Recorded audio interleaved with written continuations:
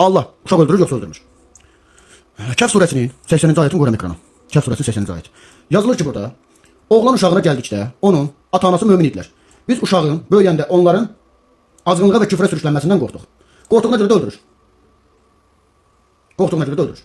Əgər Allah oğlan uşağına gəldikdə, anasını atasını gələcəkdə küfrə sürükləyəcəyinə görə uşağın öldürülməsinə göz yumursa, Zori Balayan istisnadır.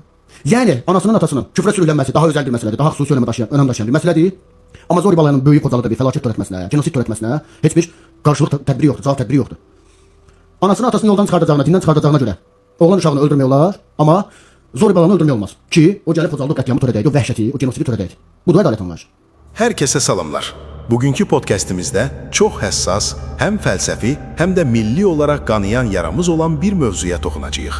İnternetin daimi fəlsəfəçisi Çevik Bey bu dəfə məntiqi arqument tapa bilməyib, keçib emosional manipulyasiyaya. Bəli, Çevik yenə cəhalətini hümanizm pərdəsinə büküb bizə satmağa çalışır.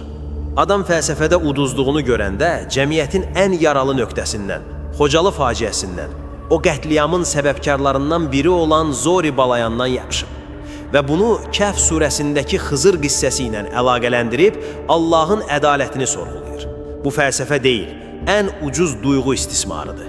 Gəl əvvəlcə onun arqumentinə baxaq. O, Kəhf surəsində Xızır peyğəmbərin bir uşağı öldürməsi hekayəsini gətirir və soruşur ki, əgər Allah gələcəkdə pis adam olacaq, o uşağı Xızıra öldürtdüsə, bəs Zori Balayan kimi zalımları niyə uşaqkən öldürmədi? Bax, fəlsəfədə və teologiyada mətnin təbiətini anlamamaq, cımbızlamaq buna deyirlər.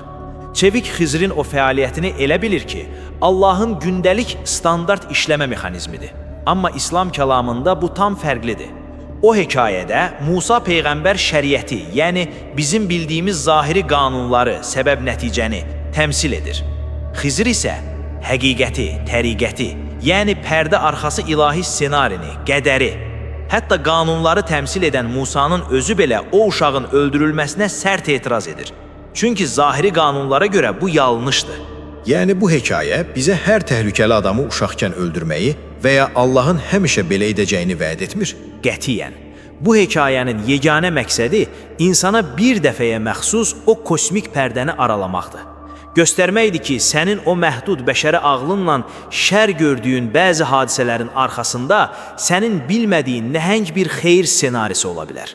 Bu bəşəriyyət üçün yazılmış hüquq məcəlləsi deyil, sistemin arxasındakı kodun qısa bir anlıq insanlığa nümayişidir.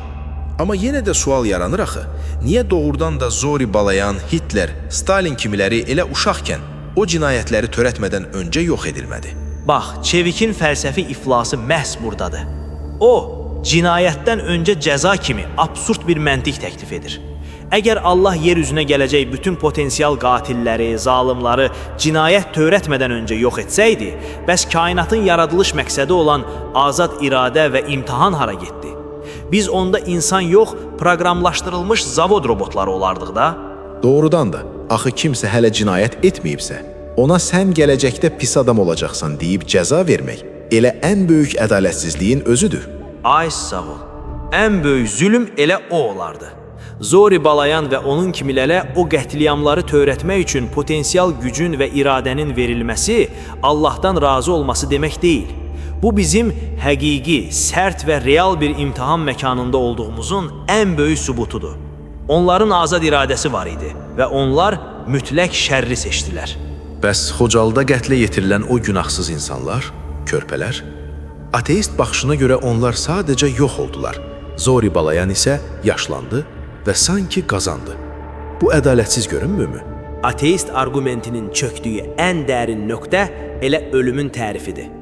Çevik düşünür ki, ölüm mütləq bir sondur, hər şey bitdi. Xeyr, teistik paradigmaya, İslama görə bu dünya yekün məhkəmə zalı deyil. Xocalıda şəhid olanların həyatı bitməyib. Onlar mütləq ədalət və rəhmətin olduğu fərqli bir ölçüyə, əbədiyyətə keçid ediblər. Onlar ən yüksək mərtəbədədirlər. Bəs zalımın uzun ömür sürməsi? Zalim Zori Balayanın və ya digər cəllatların bu dünyada yaşlanması onlar üçün bir mükafat deyil. İslamda buna istidrac deyilir. Yəni Allah onlara möhlət verir. Bu möhlət onların axirətdəki məsuliyyəti və cəzasının miqyasını, əzabını daha da böyüdür. Zalıma ip verilir ki, öz boynuna dolayacağı kəndiri özü hörüb bitirsin.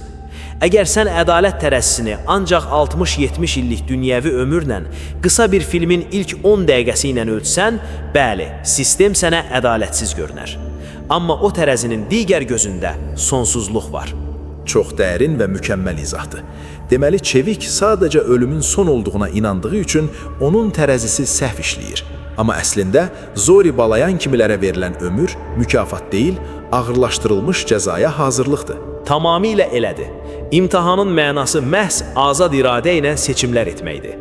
Bu kainat bir sınaqdır, cənnət deyil. Çevik isə təəssüf ki, cəhalətini milli faciələrimizin arxasında gizlədib, insanları mənəviyyətsizliyə sürükləməyə çalışır.